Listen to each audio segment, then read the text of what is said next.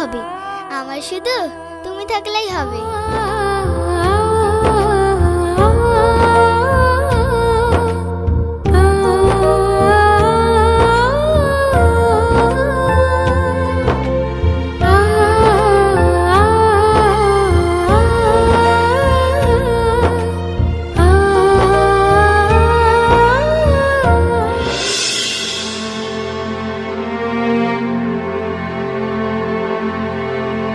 ওই তো নাসরিনার দিদি ভাই চলে এসেছে। হ্যাঁ সুরজ, তুমি কখন এলে? চাচ্চু, অনেকক্ষণ এসেই শুনছি তুমি আর ফারিয়া বাড়িতে নেই, তাই বলা যায় তোমাদের অপেক্ষা করছিলাম। হো, অনেকক্ষণ এসেছো? খাওয়া দাওয়া কিছু করেছো? হ্যাঁ। আচ্ছা বৌমা, তুমি যে কাজের জন্য বাপের বাড়ি গিয়েছিলে সেই কাজ হয়েছে? হ্যাঁ আব্বা, আমি আসার পথে ঝিলিকদা বাড়ি টাকাটা দিয়ে এসেছি। দিয়ে এসেছি মানে? তুই সব টাকা দিয়ে চলে আসলি, আমার জন্য কিছু রাখিস নি? না রাখিনি। ফারিয়া, ঘরে চলো। আজ তো ভাই থাক না বড় খোকা, আজ নয় ছেড়ে দে। এতদিন পর ছেলেটা বাড়ি এলো, আজ আর কোনো অশান্তি করিস না। শুধু তোমাদের জন্য আজ বেঁচে গেল।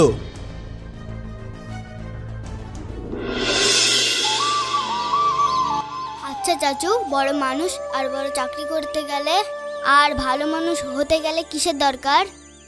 ভালো মানুষ হতে গেলে সবার আগে যেটা দরকার সেটা হলো ভালো পরিবেশ, ভালো শিক্ষা, পরিবারের লোকজন ভালো হতে হবে, তবে জীবনে সবকিছু ভালো ভালো হবে।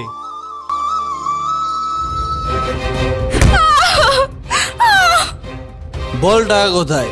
পুরা ঘর আমি তন্ন তন্ন করে খুঁজেছি, কোথাও টাকা পাইনি। কোথায় রেখেছিস বল? বল বলছি। বিশ্বাস করো, আমার কাছে কোনো টাকা নেই।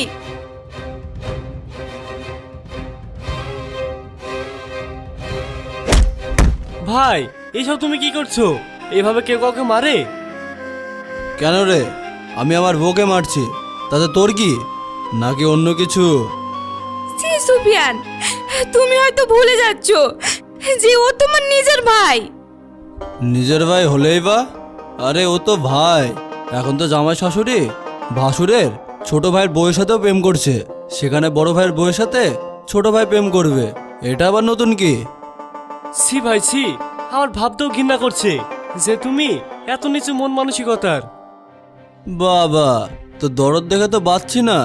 আচ্ছা তুই একটা সত্যি কথা বলতো, এতদিন পর তুই বাড়ি এসেছিস আমাদের জন্য নাকি তোর ভাবির সাথে দেখা করার জন্য?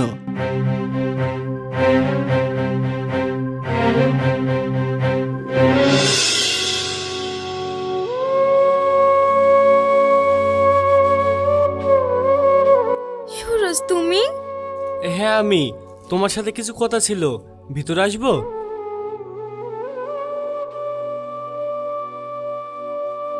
আসলে তোমার সাথে যা হচ্ছে সেইগুলো দেখে আমি সত্যি খুব দুঃখিত।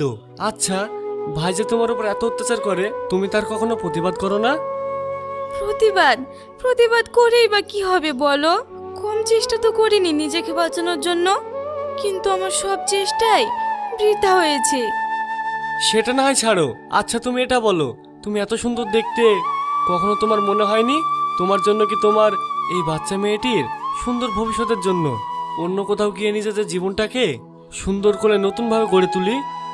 আসলে কি জানো ভাই, নারীদের জীবনটা না এত সহজ নয়। বিয়ের পর নাকি যত যাই হোক মেয়েদের একটাই পরিচয়, সেটা হলো তার স্বামী। আর সে পরিচয় নিয়ে বাঁচতে গিয়ে আমাদের কোথাও জায়গা হয় না। বেশ, আমি তাহলে এখন আসি, আবার পরে কথা হবে।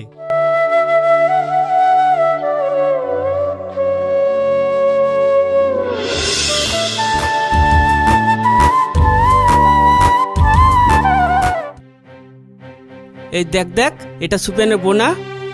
আরে হ্যাঁ, চিনতে পারছিস না? শুনছি আজকাল নাকি স্বামীর থেকে দেওয়ারের উপর দরদ উতলে পড়েছে। তাই নাকি? এর মানে কি বুঝতে পারছি তো? পারছি, আমি ছোট ছেলে নাকি?